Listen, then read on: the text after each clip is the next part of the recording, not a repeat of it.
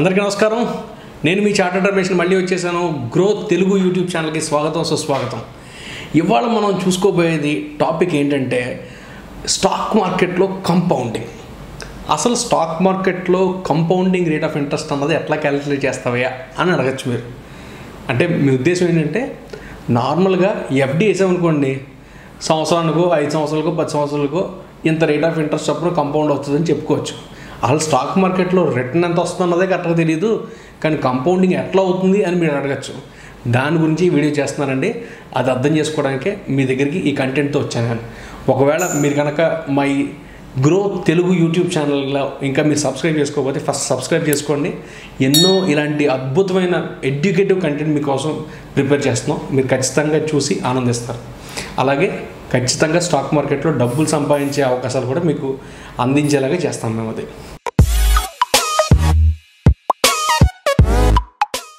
So ఇవాళ మనం చెప్పుకోబోయేది ఏంటంటే ఈ స్టాక్ మార్కెట్లో కంపౌండింగ్ అనేది ఎలా వర్క్ అవుతుంది అనేది చూడబోతున్నాం. ముందుగా ఫస్ట్ అండ్ ఫార్మోస్ట్ థింగ్ మీరు చేయాల్సింది ఏంటంటే స్టాక్ మార్కెట్లో మీరు కంపౌండింగ్ చేసుకోవాలనుకుంటే కనుక చాలా ఎంత త్వరగా వీలైతే అంత త్వరగా స్టాక్ మార్కెట్లో డబ్బులు ఇన్వెస్ట్ చేయడం అన్నది నేర్చుకోవాలి. ఎందుకంటే మీరు బెస్ట్ ఉదాహరణ చెప్తాను నేను. వారన్ బఫెట్ గారు 11 ఏళ్ల వయసు నుంచి స్టాక్ మార్కెట్లో ఇన్వెస్ట్ చేస్తూ వచ్చారు. ఇవాళ ప్రస్తుతానికి ఆయన కరెంట్ పొజిషన్ చూస్తే కనుక $110 బిలియన్ వర్త్ ఉంది ఆయన స్టాక్స్. అంటే ఆయనకి ఇప్పుడు ఉదాహరణ దగ్గరికి ఒక 70 ఏళ్ళు అనుకోండి, ఒక 60 ఏళ్లలో ఆయన ఎప్పటి నుంచో రూపాయి పోగేసుకుంటూ వచ్చిన డబ్బులు $110 బిలియన్ సంపాదన కింద ఉంది. అది చాలా పెద్ద అమౌంట్ అండి. అంతలాగా చేయగలం అంటే అది ఓన్లీ కంపౌండింగ్ వల్లే అవుతుంది. So first and foremost thing మీరు చేయాల్సింది ఏంటంటే ఎంత త్వరగా వీలైతే అంత త్వరగా స్టాక్ మార్కెట్లో డబ్బులు ఇన్వెస్ట్ చేయడం అన్నది అలవాటు పరుచుకోవాలి. రెండో ముఖ్యమైన విషయం, ఎప్పుడూ కూడా కొన్న తర్వాత అమ్మడం అన్నది చేయకూడదు. అలా అమ్మడం వల్ల ఏమవుతుందంటే మధ్యలో మీరు కొంత ప్రాఫిట్ వచ్చిందని అమ్మేస్తారు. కానీ ముఖ్యంగా జరిగేది ఏంటంటే ఒకసారి ఇన్వెస్ట్ చేసిన తర్వాత ఏ స్టాక్ అయినా కానీ ₹1 పెట్టింది ₹2 అవ్వడానికి ఒక 5 ఏళ్ళు పడుతుంది. అంటే 5 ఏళ్ళకి కానీ స్టాక్ వాల్యూ డబుల్ అవుదని అంటారు జనరల్గా మార్కెట్లో. ఒకవేళ ఒక స్టాక్ కనుక 4 ఏళ్ల వరకు 10%, 20% పెరిగి కానీ 5వ సంవత్సరంలో మాత్రం 100% పెరిగింది అనుకోండి, మీరు 10%లో అమ్మేసుకున్నట్టే. అంటే 90% మీరు లాస్ అయ్యారు. ఆ ఒక్క సంవత్సరం ఎక్కువ పెట్టినందుకు 90% లాస్ అవుతున్నారు. అలా జరగకుండా ఉండాలంటే కనుక ఇన్వెస్ట్ చేసి వదిలేయాలి. అంటే నేనేదో దాన్ని మర్చిపోమని చెప్పట్లేదు. ఇన్వెస్ట్ చేసి ఆ డబ్బుల్ని మళ్ళీ వేరే ఖర్చుల కోసం వాడుకోకుండా చూసుకోవడం మీ బాధ్యత. అది రెండో ముఖ్యమైన విషయం. అలాగే ఇంకొక ముఖ్యమైన విషయం ఏంటంటే ఈ డబ్బులు మనం స్టాక్ మార్కెట్లో పెట్టిన తర్వాత ఆ స్టాక్స్ మనకి డివిడెండ్స్ పే చేస్తూ ఉంటాయి. ఆ డివిడెండ్స్ని రీఇన్వెస్ట్ చేస్తూ ఉండాలి. అంటే ఆ డివిడెండ్లు తీసుకుని మనం ఎంజాయ్ చేయకుండా దాన్ని మళ్ళీ స్టాక్ మార్కెట్లో పెడుతూ ఉండాలి. ఉదాహరణకి మనం ఎఫ్డి వేసామనుకోండి, ఎఫ్డీలో ఒక 10 ఏళ్ళకి ఎఫ్డి వేస్తే వాడు మధ్యలో మనకేమి ఇంట్రెస్ట్ ఇవ్వట్లేదు చేతికి.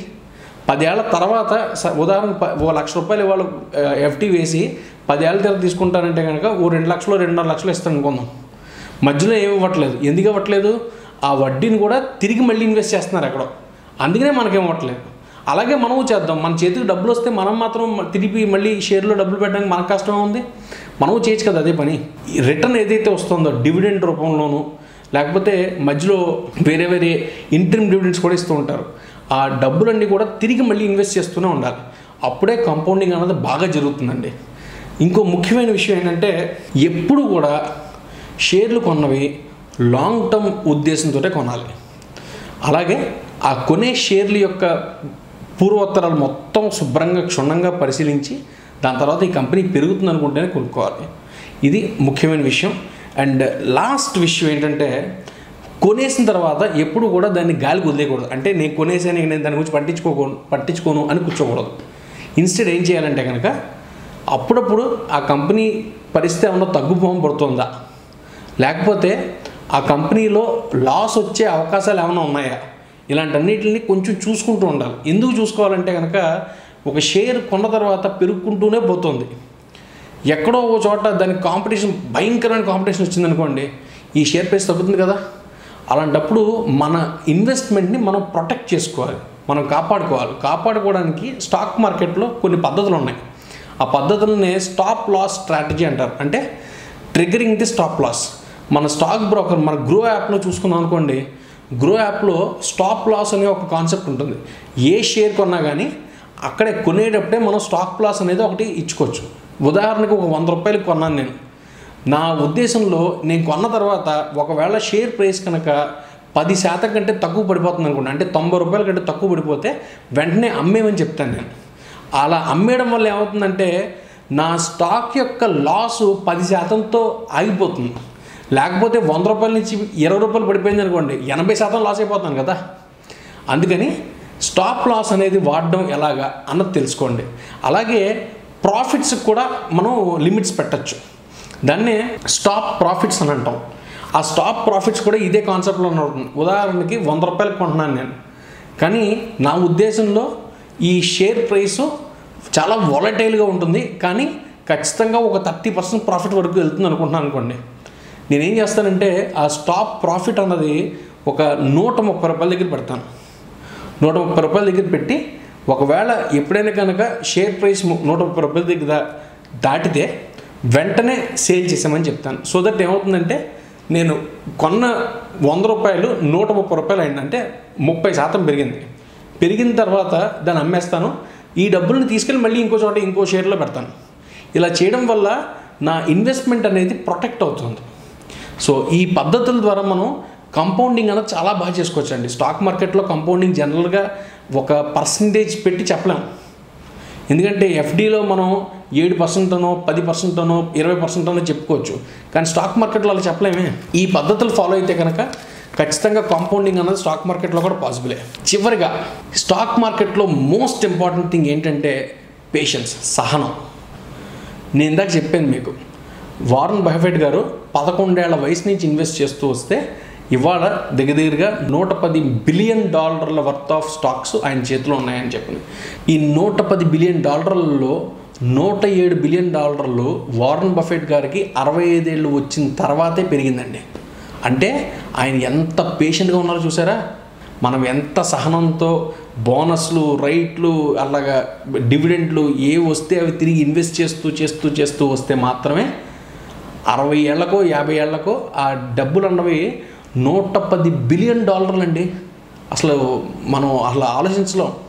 అది అందులో కూడా $107 బిలియన్ క్రితం 2-3 సంవత్సరాల్లో మాత్రమే పెరిగింది. అది చాలా పెద్ద అమౌంట్. సో ఇలా కనుక మీరు పేషెంట్గా చాలా ఓపిక్గా షేర్లో డబ్బులు పెడుతూనే వస్తున్నాం అనుకోండి, రేటు తగ్గింది డబ్బులు పెట్టండి. మళ్ళీ పెరుగుతున్న షేర్లు చూశారు, ఇంకా పెరుగుతుంది అనిపిస్తుంది, మళ్ళీ డబ్బులు పెట్టండి. అట్లాగా మీ దగ్గర ఎప్పుడు డబ్బులు అవకాశం ఉంటే నెల కొంచెం డబ్బులు ఇన్వెస్ట్ చేయడం అన్నది అలవాటు చేసుకోవాలి మనం. అప్పుడే ఈ స్టాక్ మార్కెట్లో కంపౌండింగ్ అన్నది ఖచ్చితంగా చూడగలుగుతాం.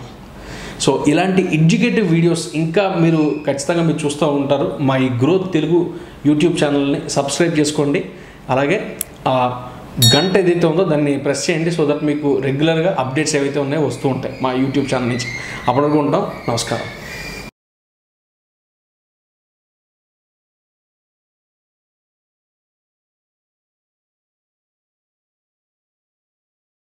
Investment in securities market are subject to market risks. Read all the related documents carefully before investing. Please read the risk disclosure documents carefully before investing in equity shares, derivatives, mutual fund, and or other instruments traded on the stock exchanges.